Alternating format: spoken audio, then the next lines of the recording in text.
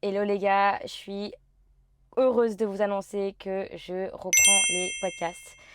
Vous avez été nombreux à aimer cette Era Shadi qui nous fait ces petits podcasts, que ce soit accompagné dans différentes villes. J'ai commencé à Paris, dans ma chambre, avec un rideau noir, petit budget. Le prochain, il est arrivé peut-être 1 an et demi après. C'était à Los Angeles avec une vue sur Downtown juste incroyable, des invités. Et là, je me retrouve à Miami, dans un endroit, on va dire, assez atypique. Je voulais lancer les podcasts. Je voulais que ça soit vraiment du lifestyle. Je voulais, en fait, j'ai analysé pourquoi est-ce que je n'arrivais pas à être constante dans ce qui était de poster des podcasts et je sais, j'ai ma réponse. Je me suis toujours mis cette pression de me dire que si je faisais des podcasts, il fallait que ce soit avec un micro de fou, il fallait que ce soit dans un lieu de fou, il fallait que ce soit incroyable, il fallait que tout soit ok, il fallait que j'ai quelqu'un qui édite mes vidéos, sinon je peux pas sortir le podcast, il me fallait un logo, il me fallait... En fait, je me suis toujours mis cette pression et ça veut dire que mon cerveau, quand je me disais ok il faut que je lance un podcast, mon cerveau était en mode non non non non non parce que en fait j'allais mettre cette pression là que je me mets H24 quand j'essaye de lancer un nouveau projet. C'était toujours je veux que ce soit parfait, donc mon cerveau s'était relié à si je fais un podcast ça doit être parfait, donc il faut de l'argent, il faut le lieu, etc etc. Donc là je me suis dit je vais pas me prendre la tête, le podcast il peut se faire à la maison, il peut se faire dans une voiture, il peut se faire vraiment n'importe où. Ce qui est important c'est d'être constant et de partager quelque chose d'authentique et d'unique, qui est aujourd'hui, j'ai décidé de vous faire un podcast sur mon parcours. Mon parcours sur qui est Shadi. Je me suis rendu compte, et je l'ai partagé sur Snapchat, je me suis rendu compte que ma communauté ne me connaît pas, que j'ai une communauté depuis 3-4 ans maintenant, même si elle évolue avec moi. Vous ne me connaissez pas. Et je remarque ça quand je fais des lives sur TikTok et que je vois vos messages et qu'en fait, le feedback que vous avez de moi, comment vous me voyez, c'est vraiment pas du tout qui je suis. Et c'est pas de votre faute. Je pense que c'est pas vous qui me donnez une mauvaise image intentionnellement. C'est juste que je pense que je suis peut-être pas très bonne en communication. Je suis quelqu'un, on a du mal à me lire, que ce soit ma famille me l'a déjà dit. On m'a déjà dit que j'étais quelqu'un voilà, qui montrait pas forcément ses émotions, qu'on n'arrivait pas forcément à lire en elle, que mon non-verbal il me trahissait énormément, que j'ai l'air très froide, très un but de sa personne, qui va te juger méchante, etc. Alors que c'est tout le contraire. Mais si je décide pas de vous le montrer, de montrer cette facette de moi, vous n'allez pas pouvoir le savoir en fait. Donc là aujourd'hui, on va vraiment parler de mon parcours. Vous êtes nombreux à me poser des questions. J'ai énormément changé de vie, on va dire, depuis là 1 an et demi. Donc pour ceux qui ne me connaissent pas, je viens de Paris. Je suis née à Paris. Je vivais avec ma mère, voilà. Ma mère, mon chien, Boise. Et voilà, j'ai eu un parcours scolaire, on va dire, pas forcément chaotique, mais j'étais quelqu'un qui n'aimait pas l'école. J'aimais pas l'école, j'avais des difficultés. J'arrivais pas à comprendre pourquoi est-ce que j'étais la plus slow, on va dire, ou l'une des plus slow de la classe.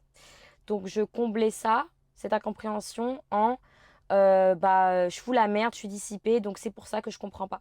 Mais la réalité des choses, c'est que même si je me concentrais, j'allais quand même être plus slow que les autres. Je sais pas pourquoi. Il a toujours fallu que je fasse 3 fois plus pour arriver au niveau que les autres avaient. Et en fait, j'aimais pas ce concept-là. Donc ce que je faisais, c'est que j'étais en train de m'auto-saboter. Ça veut dire qu'en cours, je comprenais pas. En cours de maths, ma prof de maths, bah, c'était ma pire ennemie. Pas parce qu'elle était méchante ou quoi, c'est parce que les maths, c'était la matière la plus compliquée pour moi et j'arrivais pas à comprendre. Donc ce que je faisais, c'est que je m'auto-sabotais, je foutais la merde. Comme ça, j'avais une raison pour laquelle je comprenais pas et j'y arrivais pas. Malgré ça, j'ai quand même réussi à avoir un bac ES, économique et social. J'ai eu mon bac, mais si on peut parler de ma scolarité, ça a été quand même quelque chose qui m'a montré qui j'étais. Plus je grandis, plus je me dis qu'en fait, Shadi, elle existait depuis le début. Faut savoir que j'ai toujours été un peu extravagante. J'ai toujours aimé m'habiller, j'ai toujours aimé la mode, j'ai toujours été extra, que ce soit dans ma façon d'être, ma façon de m'habiller, ma façon de me comporter. J'avais pas énormément d'amis. J'avais toujours une amie qui était vraiment très très proche de moi, mais j'ai jamais été cette personne qui avait un groupe de copines, etc. Je me souviens quand j'étais début lycée, fin primaire, je me suis lancée sur YouTube et je faisais des dégustations, je montrais mes coques de téléphone. Et ça, c'était en cachette de ma mère. Et j'ai toujours voulu, en fait, je sais pas, partager, m'exposer, m'exprimer, en fait. Je pense que c'était une sorte de... J'ai toujours ouais, voulu m'exprimer. Je faisais ça avec mes amis, je faisais des vidéos.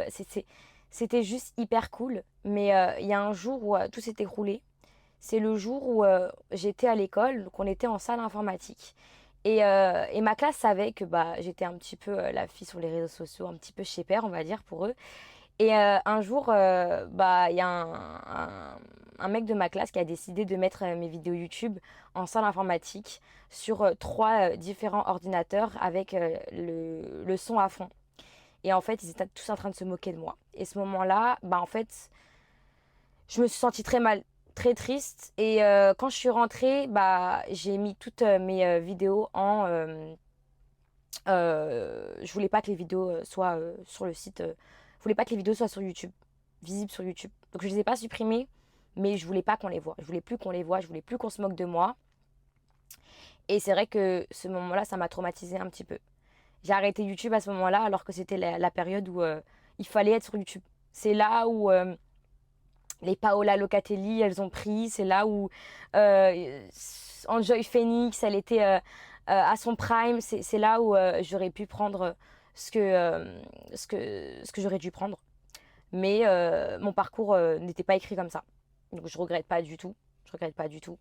C'était pas le moment où Shadi devait s'exposer sur les réseaux sociaux.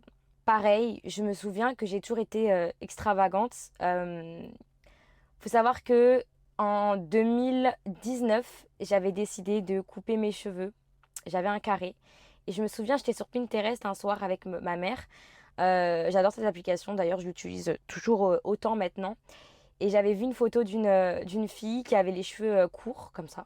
La coupe que j'ai aujourd'hui, en fait. Voilà, je suis à 25 ans, la coupe que j'ai aujourd'hui. Je l'avais vue quand j'avais 19 ans. 18-19 ans. Et je l'avais vue sur Pinterest. Et j'ai dit à ma mère, maman, j'adore cette coupe. Et je pense que ça m'irait bien parce que j'ai un visage super fin. Et je me souviens que j'avais passé toute la nuit à chercher un barbeur qui allait pouvoir me faire cette coupe. Et j'ai réussi à avoir un rendez-vous le lendemain. Et vous savez quoi? Le lendemain, je suis arrivée avec mon carré noir et je lui ai demandé de tout me couper et de me faire du blond. Et j'ai changé de coupe comme ça. Quand je suis arrivée à l'école le lendemain, bah en fait, on s'est foutu de moi. On m'a demandé si j'étais lesbienne, si j'étais pas folle. Ma famille, ils ont appelé ma mère. Ils ont dit, mais ta fille, elle s'est rasée les cheveux, elle est complètement folle, etc., etc. On n'a jamais vraiment compris what's going on with this girl. Like, c'est quoi son problème? Mais en fait, j'étais juste quelqu'un qui avait besoin de s'exprimer. J'étais quelqu'un de hyper créative. Et j'ai toujours voulu faire des choses qui sortaient du commun, en fait. Ça me plaisait d'être comme ça. J'étais juste... I was just a creative girl. Like, j'aimais le changement, je suis Gémeaux. Je sais pas, j'ai toujours été comme ça. Et sans m'en rendre compte, c'est là où, bah, en fait, j'étais en train de me créer, en fait, tout simplement. J'étais en train de me créer. Tout ça pour dire que j'ai toujours été comme ça. Et en fait, plus je grandissais et plus, en fait, j'étais frustrée. Frustrée de ne pas pouvoir être moi, de toujours avoir des gens qui se moquaient de moi, qui me disaient, par exemple, ces gens-là, ces voix-là que j'entendais.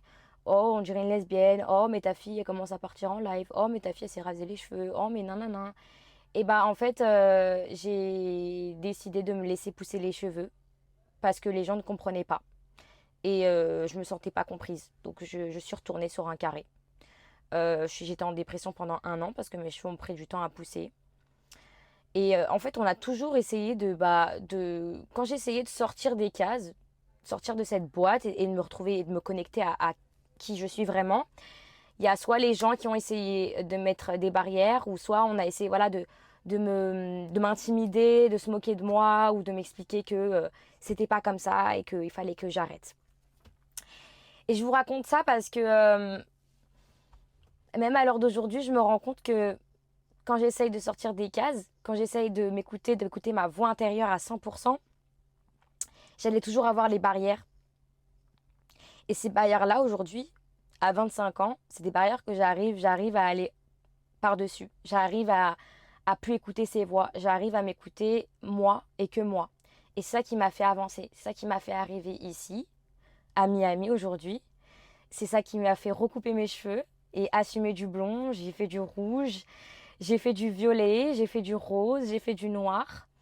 Et cette coupe-là, je l'ai refaite en 2024. Et en fait, je me suis dit que ce qui a changé entre la petite de 19 ans qui avait fait ses cheveux, qui s'est fait critiquer en salle informatique, où on s'est moqué d'elle, ben en fait, elle a pris confiance en elle. Et c'est ça qui a fait que je me suis écoutée. Et c'est ça qui fait que aujourd'hui, j'en suis où j'en suis. Où est-ce que je veux revenir? C'est que à Paris, voilà, chez moi, je savais qu'il fallait que je prenne des décisions. Petite pause matcha.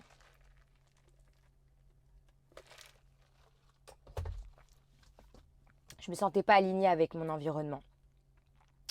Je me sentais pas moi-même. J'avais toujours l'impression qu'il fallait que je me plie aux gens, que je fasse pas trop de bruit, que je sois pas trop extravagante. Les gens ne me comprenaient pas. Les gens me jugeaient. Les gens ont essayé d'éteindre ma lumière à plusieurs reprises. Et quand je parle d'éteindre ma lumière, c'est que on a essayé de me faire changer d'avis, on a essayé de me dire que ce que je voulais, ce n'était pas possible, on a essayé de changer mon style. Alors, je vous explique, ça a été l'élément déclencheur qui a fait que je suis partie de la France et que je suis allée aux États-Unis. J'ai cherché une agence pendant un moment. J'avais les réseaux sociaux, je gagnais de l'argent, mais je voulais être structurée par une agence. Je voulais qu'on m'aide, je voulais de l'aide, voilà. Je voulais qu'on me soutienne, je voulais qu'on me trouve des contrats, etc. Et en fait, je rencontre un agent. Et d'ailleurs, comme quoi, genre, dans la vie, rien n'arrive par hasard. Les rencontres, ce qui vous arrive, c'est pour vous faire prendre des décisions, vous faire comprendre certaines choses, etc. Et cet agent-là, c'est un élément déclencheur. J'ai son nom, bah, d'ailleurs s'il se reconnaît, il s'appelait Clément. Je l'ai rencontré en fait, et, euh, et on a commencé à travailler ensemble, on était en phase de test, on va dire. Et en fait, je lui dis, voilà Clément, moi, j'aimerais travailler. J'aimerais avoir des partenariats avec des marques, j'aimerais évoluer, etc. J'aimerais développer ma page, etc. Je savais qu'il y avait énormément de potentiel, mais que je n'étais pas assez vue ou mise en avant. Euh, et en fait, j'avais rien. Je trouvais qu'il n'y avait pas de rien avancé depuis quelques mois. Et un jour, il me dit, mais Shadi, je pense que tu devrais couper tes ongles, parce qu'à ce moment-là, j'avais des longs ongles, etc. J'avais un style un peu streetwear. Je l'ai toujours ce style, mais maintenant, casquette. J'ai plusieurs casquettes. Je peux être classique, je peux être streetwear. Maintenant, j'aime bien les ongles courts, etc. Mais les ongles courts, mais colorés. Enfin bref. À ce moment-là, il me dit, alors que je suis en phase d'essayer de connecter avec moi-même, de savoir qui je suis, il me dit, Shadi, si tu veux travailler avec des marques, va falloir que tu sois plus comme ça. Plus comme ça. Puis il montrait des profils de parisienne, voilà, très neutre, très je ne fais pas de bruit, très je m'adapte à tout, très French manicure, voilà, très classique. Et je lui dis, mais je ne suis pas comme ça. Il me dit, ouais, si tu veux des contrats, il va falloir que tu sois plus comme ça. C'est ça qui va faire que tu vas avoir des contrats. Et à ce moment-là, je me suis dit, mais genre, c'est non, genre, je veux travailler et je veux avoir des contrats et je veux connecter avec des marques qui me ressemblent.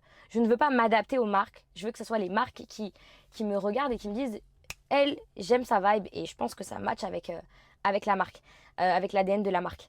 Et à ce moment-là, en fait, donc je trouvais pas d'agence, on me dit de changer, on m'explique que quand je prends des décisions et que je m'écoute que moi, bah c'est des mauvaises décisions, alors que moi je suis persuadée que c'est ok. Donc à ce moment-là, je me dis, vous savez quoi? I don't fucking give a fuck. Vous voulez pas m'aider. Vous voulez pas faire en sorte de m'aider à exploiter mon potentiel. Vous voulez pas me montrer aux marques. Vous voulez pas. J'ai décidé de quitter Paris. Cet environnement qui m'aidait pas à évoluer. J'avais juste l'impression de me réveiller tous les matins et d'avoir une vie que je voulais pas. Je sortais de chez moi. Euh, j'étais pas alignée. J'étais pas alignée. Les gens qui étaient autour de moi, c'est pas des gens qui avaient le même mindset que moi. C'est pas les gens qui avaient les mêmes ambitions. Je sentais pas que j'évoluais, je sentais que je stagnais, je faisais rien de mes journées. À chaque fois que j'avais un plan, j'ai toujours essayé de faire des projets avec des gens, j'ai toujours essayé de me challenger, mais en fait tout me montrait que c'est pas ici, c'est pas maintenant, c'est pas ici, c'est pas pour toi, bouge. Je suis partie à Los Angeles. Je me suis dit, je me laisse 3 mois connectée avec la ville. C'était la première fois que j'allais à Los Angeles. Et, euh, et avant ce moment-là, j'avais déjà été pendant 3 4 mois à Miami. Et en fait, j'avais signé avec une compagnie. Et c'est là où j'ai appris l'anglais. Donc avant Miami, avant LA, avant Los Angeles, je suis partie en 2021. 2021, je suis partie à Miami pour 3 mois. Et là, en fait, c'est là où j'ai compris. C'est là où j'ai compris qu'il me fallait une ville qui me challenge. Il me fallait des responsabilités. Il fallait qu'on me montre ce qu'il y avait outside. Il fallait qu'on me montre qu'il y avait des choses en dehors de ma ville, de moi, de mes expériences, qu'il y avait autre chose. Je suis venue à Miami, je parlais pas un mot anglais. Je parlais pas un mot anglais et la personne qui m'a engagée, elle m'a dit écoute, t'as pas forcément énormément de temps pour faire tes preuves. Il faut que tu apprennes l'anglais, mais ça en une très courte période. Il me donnait des responsabilités qu'on m'avait jamais données. Il m'a fait confiance. Pareil, c'est à l'heure d'aujourd'hui, cette personne, je ne lui parle plus parce que ça s'est très mal passé finalement. C'est une personne qui m'a été envoyée pour m'expliquer que en fait, tu es capable d'avoir tu es capable d'avoir des responsabilités, tu es capable de faire de grandes choses. Je me souviens, j'étais à Miami et j'arrivais pas à parler anglais. J'arrivais pas à parler anglais. Ça faisait partie aussi de l'une des matières à laquelle j'allais et je détestais la prof. Je détestais pas vraiment la prof, je détestais mon incapacité à comprendre en même temps que les autres. Euh, et, euh, et je me plaignais, je me dis mais j'arrive pas à parler anglais. Comment est-ce que tu veux que je développe une marque parce que je devais développer une marque. Comment est-ce que tu veux que je sois une apporteuse d'affaires si je peux pas parler aux clients? Comment est-ce que tu veux que je gère, que je manage des promotrices ici à Miami si je ne parle pas anglais? Il m'a dit mais en fait, si tu n'arrives pas à parler anglais, tu vas rentrer chez toi à Paris. C'est ça que tu veux? Dans la vie, on va pas t'aider. Tu vois, tu parles pas anglais, tu veux pas faire d'efforts, tu rentres à Paris. Quand il m'a dit ça, les semaines qui ont suivi, j'ai sorti tout l'anglais que je connaissais. Parce qu'avant ça, j'avais peur. J'avais peur de me tromper, j'avais peur qu'on se moque de moi. Parce qu'en fait, quand j'étais petite et quand j'ai essayé un truc que personne faisait, un truc nouveau, que je suis sortie de ma zone de confort, bah c'était relié à on va se moquer de toi. Donc, au départ, j'étais comme ça. Et quand il m'a dit, écoute, si tu veux pas, en gros, dans ma tête, c'était si tu veux pas passer un cap supérieur, donc venir t'installer à Miami, travailler à Miami, et que t'as pas envie d'apprendre l'anglais, bah tu retournes à la case départ. Je voulais pas retourner dans cette case départ. C'est là où j'ai appris l'anglais. C'est là où j'avais plus peur de me tromper. C'est là où je me suis dit, en fait, c'est soit ça, soit tu rentres chez toi. À ce moment-là, c'est là où j'ai appris. Hein. Je me suis challengée comme jamais je me suis challengée. J'ai appris l'anglais. J'ai managé 3 filles. Je me suis occupée des réseaux sociaux d'artistes. J'ai développé une marque de vêtements. Et je me suis dit, c'est cette fille que j'ai envie d'être en fait. J'ai toujours eu envie d'avoir des responsabilités, de pouvoir exploiter mon potentiel. De me prouver à moi-même que si je voulais apprendre une langue, bah, j'allais pouvoir l'apprendre. À mon rythme peut-être, mais j'allais pouvoir l'apprendre. Et c'est là où j'ai connecté avec qui était vraiment Shadi. Je vous jure que cette période de ma vie, je pense que c'est la meilleure période jusqu'à aujourd'hui. C'est la meilleure période parce que je me suis prouvé à moi-même qui j'étais. Et je me suis dit, regarde, quand tu as confiance en toi, quand tu mets toute ton énergie à te prouver des choses, à avancer, à te faire confiance, tu fais des choses incroyables. Je me suis moi-même surprise. Donc pour ceux qui me suivaient à cette période, vous, ce que vous voyez, c'était des... Encore une fois, c'est pour ça que je me dis que vous ne me connaissez pas. C'est que vous voyez quoi? Des vidéos de moi en soirée, promotrice, etc. avec des filles, les clients que je ramenais dans des boats, etc. Mais la réalité, c'est que c'est à ce moment-là où j'ai compris qui j'étais. J'ai fait des choses où je me pensais pas capable de faire. Et c'était juste incroyable. C'était juste incroyable. Suite à ça, j'ai pas réussi à avoir mon visa, etc. Il y a eu plein de choses qui se sont passées. J'ai décidé de retourner en France. Et là, en septembre 2024, j'ai décidé de venir à Los Angeles pendant 3 mois. Je voulais connecter avec la ville. On m'a toujours dit quand j'étais à Miami que moi, j'étais plus une fille qui allait pouvoir s'épanouir à Los Angeles parce que là-bas, il y avait tout ce qui était acting, modeling, influence. Toutes les stars étaient là-bas, les événements, etc., etc. On m'a dit, Shadi, c'est ta place. Je suis venue en septembre 2024.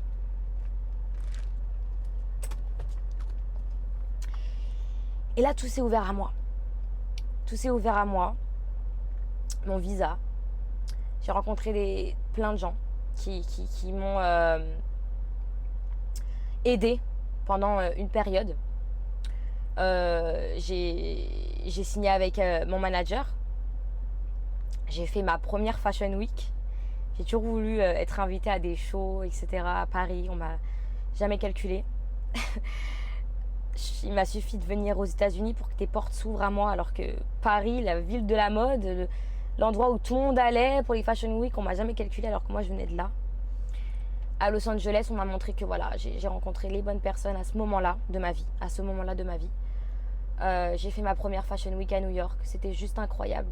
C'était juste... Putain, c'est arrivé, c'est là, c'est maintenant. Je suis allée dans les plus grands shows.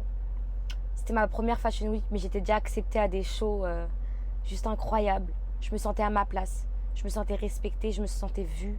On me complimentait surtout. Toutes les marques voulaient m'habiller. C'était vraiment... Waouh, je me sentais respirer, je me sentais vue et appréciée. Los Angeles, ça a vraiment pas été facile pour moi. Si je peux...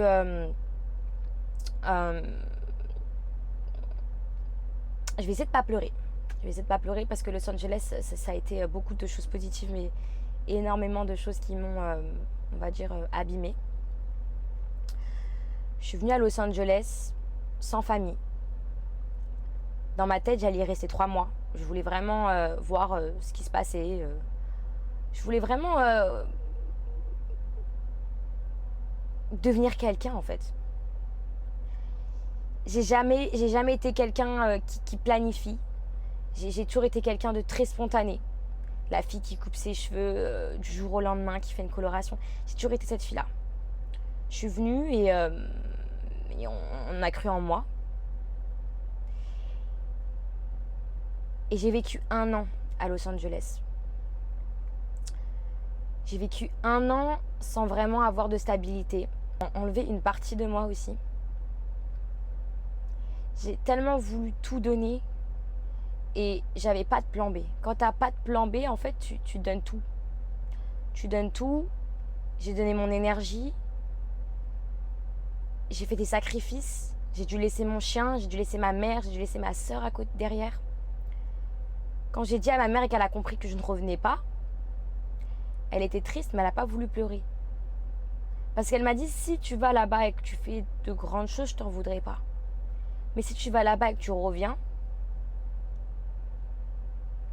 c'était une sorte de pression pour moi. Je me disais que si j'étais là-bas, c'était pas pour rien. Et que chaque jour, j'allais devoir en faire quelque chose. Cette pression, je savais que j'étais quelqu'un d'anxieuse, mais j'ai jamais eu cette pression que j'avais là à l'intérieur là. J'ai jamais été, on n'a jamais autant menacé ma paix. On m'a jamais autant abîmée. J'ai dû me surpasser. Et j'ai appris énormément de choses, même si ça n'a pas été dans les meilleures conditions. Et je pense que le moment où tu apprends le plus, c'est quand t'es dans le dark. C'est quand t'es au fond du trou. C'est là, en fait, t'apprends. C'est là où tu te développes. C'est là où tu comprends énormément de choses sur toi. J'ai toujours été une fille capricieuse. J'ai toujours donné des excuses à tout. Si je suis pas sur les réseaux, si j'ai pas percé, c'est parce que j'ai pas le matériel, c'est parce que je suis pas dans un environnement que j'aime, c'est parce que ma chambre elle est pas belle, c'est parce que j'ai pas d'argent. Je me suis retrouvée à LA, les gars, changer de Airbnb toutes les 2 semaines. Ça, en fait, je l'ai jamais partagé. Mes affaires étaient dans des valises pendant au moins 1 an et demi. J'ai pu poser mes affaires pendant peut-être 1 mois et demi. Et après ça, on m'a viré du jour au lendemain. Je me suis retrouvée avec des valises. J'étais dans les rues de Hollywood. Il était 17h44. Je me souviens parce que j'avais pris une vidéo. À ce moment-là, je ne savais pas où aller. J'avais toutes mes affaires. En fait, on m'a offert la stabilité et puis on me l'a retirée. J'ai fait confiance à des gens. Et j'avais jamais été cette fille qui faisait confiance, qui dépendait. J'ai jamais été comme ça parce que je me suis toujours dit que si j'allais y arriver, c'était par moi-même, par mes propres moyens. Mais quand je suis arrivée aux États-Unis, quand vous arrivez comme ça, dans un environnement que vous ne connaissez pas, vous êtes toute seule, vous n'avez pas votre famille, il y a des gens qui viennent, qui vous proposent votre aide, vous pensez que c'est Dieu qui vous envoie ces gens-là. Mais en fait, il faut savoir que ces gens-là, c'est pas Dieu qui me les a envoyés. C'est le diable. Il faut savoir que j'ai longtemps pensé que les gens étaient comme moi. J'ai toujours donné sans forcément attendre de retour. J'ai toujours donné parce que je suis comme ça. Et je pensais qu'on était comme moi. On m'a donné en pensant qu'il y aurait eu un retour. Et même quand tu es honnête avec les gens, malheureusement,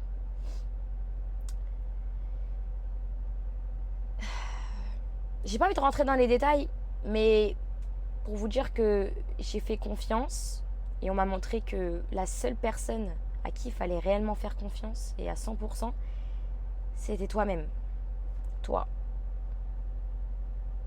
C'est toi. Faut croire en toi. Faut te faire confiance à 100%. Faut accepter de l'aide à un certain niveau.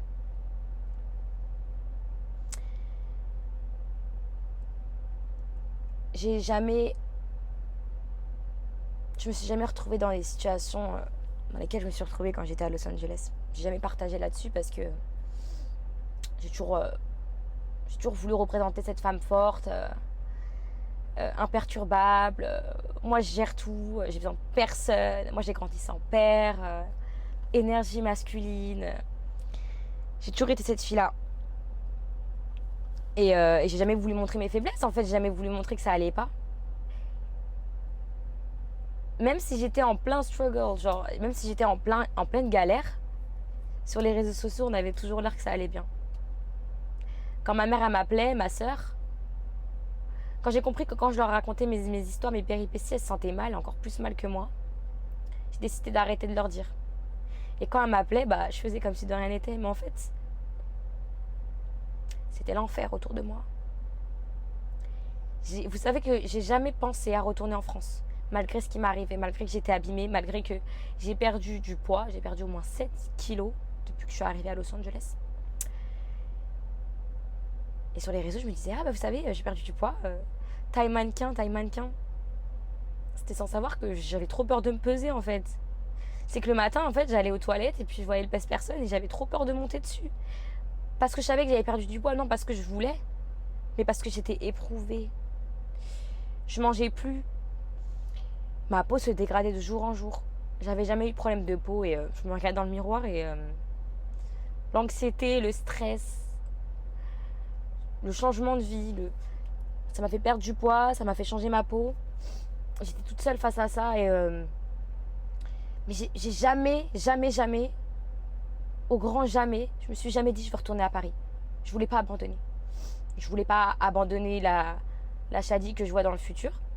Je voulais pas abandonner la petite Shadi, la petite Cyrine, parce que mon vrai nom c'est Cyrine en vrai.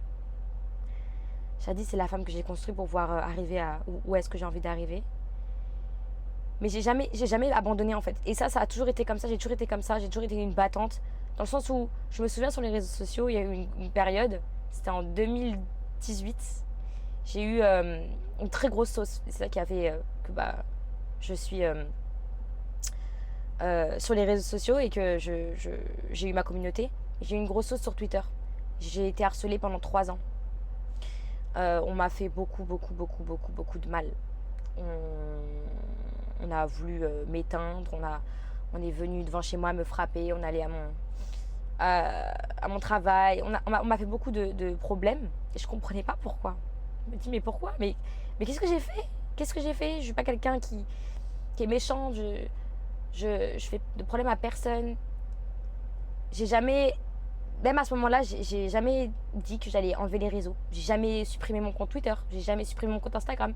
J'ai toujours laissé mes notifications. On m'appelait, on m'envoyait des messages, des emails de menaces pendant 3 ans. On me voyait comme la pire espèce.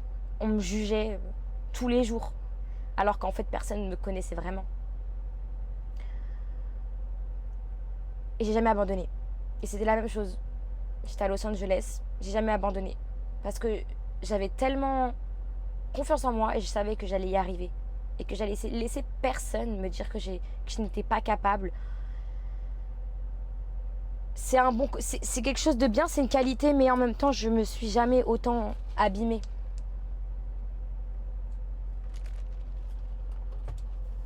Et je pense que ma mère et ma soeur me le diront jamais, mais je pense qu'elles m'en veuillent de m'être abîmée comme ça.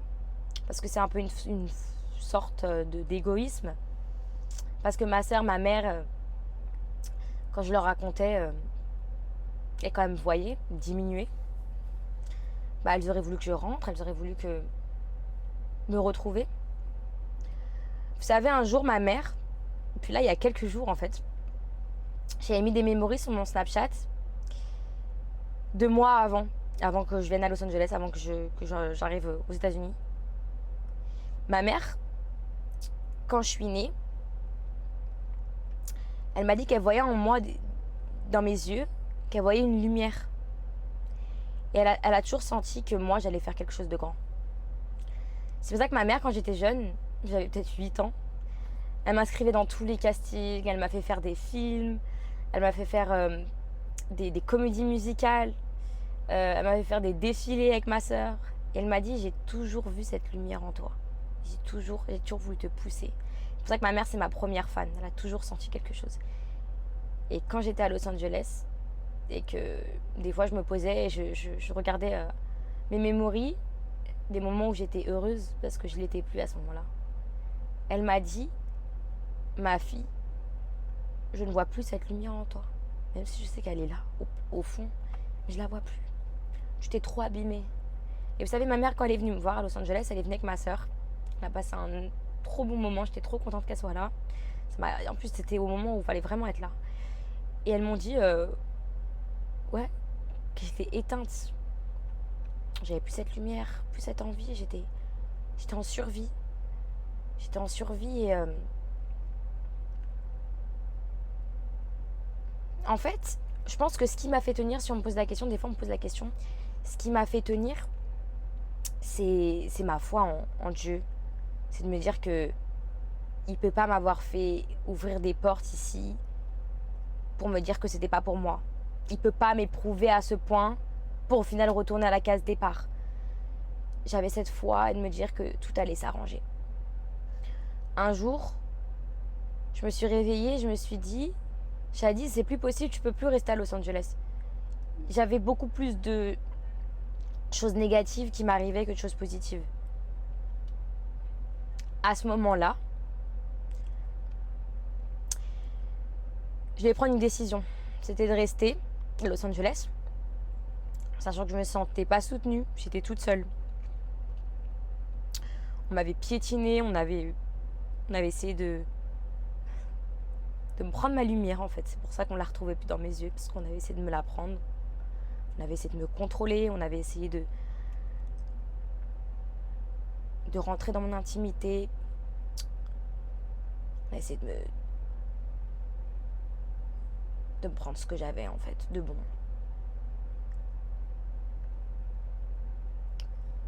Je me suis dit, il faut que je quitte cet endroit. J'ai pris un billet d'avion, LA Miami, et je me suis dit, je voulais retrouver cette Shadi, businesswoman, qui a appris l'anglais en quelques semaines, qui était là, qui a dû gérer des choses, elle aurait jamais pu penser qu'elle aurait pu gérer. J'ai envie de retrouver cette Shadi qui a développé une marque de vêtements. J'ai envie de retrouver cette Shadi pleine de vie, cette Shadi qui était là, qui manageait, Et j'étais tellement épanouie. Je voulais retrouver cette Shadi, je voulais retrouver cette lumière, je voulais plus struggle, je voulais pouvoir appeler ma mère, ma soeur et leur dire hey, genre, je me sens bien à nouveau. Regarde maman, je vais mieux. J'ai pris ce billet pour Miami, je suis venue à Miami. Et là, je vous jure les gars, c'est pour ça que je vous dis que c'est la foi qui m'a fait rester. C'est que on m'a débloqué tellement de choses que je me suis dit c'est impossible que Dieu veuille que je retourne en France. C'est impossible que ce n'est pas pour moi. Il m'a ouvert tellement de portes, il m'a fait rencontrer des gens incroyables. Il m'a débloqué des situations, il m'a montré aussi que j'étais capable. C'est là où j'ai repris toute ma vision, mes ambitions, c'est là où je suis revenue en force, c'est là où j'ai guéri, c'est là où j'ai repris du poids, c'est là où ma poids commence à s'améliorer. J'ai refait mes nuits, parce que je faisais plus mes nuits en fait, je dormais plus. J'ai dit que j'allais pas pleurer, mais j'ai jamais reparlé de ça en fait, donc le fait de parler de ça en podcast, j'ai promis que j'allais tout raconter, donc voilà. Mais j'ai jamais raconté ça, donc je suis un peu dans l'émotion, mais c'est à Miami que j'ai repris un peu du poil de la bête. On me le disait sur les réseaux sociaux, je répondais pas, je vous le disais pas, mais je voyais vos messages. Oh Shadi, ça va mieux. Oh Shadi, ta peau elle va mieux, t'as grossi. Je recevais aussi des messages quand j'étais à Los Angeles. Des gens, en fait, ils savent pas ce que tu vis, donc ils peuvent pas, ils sont parfois assez maladroits. Mais c'est pas personnel, mais on disait, Shadi, tu glow down, Shadi, t'es devenue moche, Shadi, etc. Tu snaps plus. Shadi, tu fais plus de contenu. Shadi, t'es où? Ah les gars, j'étais pas là. On avait essayé de m'effacer totalement. Donc c'est ici à Miami que j'ai repris du poil de la bête. Maintenant ça va faire 2 mois et demi que je suis là. Il y a beaucoup de choses qui se sont passées. Mais le plus important c'est que j'ai repris tous mes projets, dont les podcasts. C'est pour ça qu'aujourd'hui je suis là devant vous, à vous faire un podcast. J'ai développé des projets que j'avais en tête depuis des années, mais j'avais jamais eu le moment, j'avais jamais eu le moral, j'ai tout posé comme ça. J'ai essayé de récupérer ma paix. On m'a offert une stabilité de 3 mois, 3 à 4 mois. Et ça, c'est Dieu qui m'a envoyé cette personne. D'ailleurs, je la remercie derrière cette vidéo parce que je sais que peut-être la personne va visionner mon podcast. Mais on m'a offert une stabilité de 4 mois pour que je récupère cette lumière qui était en moi. Je sais pas si je l'ai récupérée, mais en tout cas, je compte bien la récupérer. J'aimerais vous faire un podcast pour vous parler des rencontres que j'ai faites, de ce que j'ai appris, des conseils que je pourrais donner aux personnes qui ont envie de tout quitter d'un coup et de venir s'expatrier, de venir accomplir des missions, de venir accomplir ses rêves. Je voulais vous faire un podcast où je vous parle un peu de mon parcours, de qui est Shadi, de pourquoi est-ce que je fais ça, d'où me vient mon courage, d'où me vient cette détermination. Je vais vous faire pas mal de podcasts. Je vais pas vous faire des podcasts de 3 heures, donc je pense que je vais couper. J'aimerais bien vous faire un podcast sur les rencontres que j'ai faites, ce que j'ai appris, sur les vampires d'énergie, sur tous ces gens-là que j'ai rencontrés, sur les relations amoureuses, sur les gens qui sont rentrés dans ma vie et qui y sont ressortis parce que c'était pas safe pour moi. J'ai envie de tout vous partager parce que je sais qu'à travers ce que j'ai vécu, à travers la personne que je suis, je sais que je peux aider des gens, inspirer des gens et être l'exemple pour certains. Parce que je sais que maintenant, cette génération, c'est compliqué de se dire qu'une personne saine, avec des valeurs, des principes, qui croit juste en elle, qui a confiance, qui arrive avec les moyens qu'elle a, qui essaye de faire de grandes choses. J'ai envie de te montrer que c'est possible, que toi aussi tu peux le faire. Si moi je l'ai fait, tu peux le faire. Donc voilà, c'est pas mon dernier podcast, ok. Je suis contente d'être revenue, je suis contente de. J'ai l'impression d'avoir fait une thérapie, mais je pense que je vais essayer de vous faire du contenu un peu plus authentique. J'ai rien préparé. J'ai juste préparé, voilà, je voulais juste un espace comme ça. Voilà, j'ai acheté un micro, mais mon discours est totalement, c'est sorti de mon cœur. Je voulais pas trop être dans l'émotion, mais quand c'est authentique, quand ça vient du cœur, malheureusement, tu peux pas contrôler. Je vous fais de gros bisous, j'espère que ce podcast vous aura plu. Je vous fais de gros bisous. Ciao.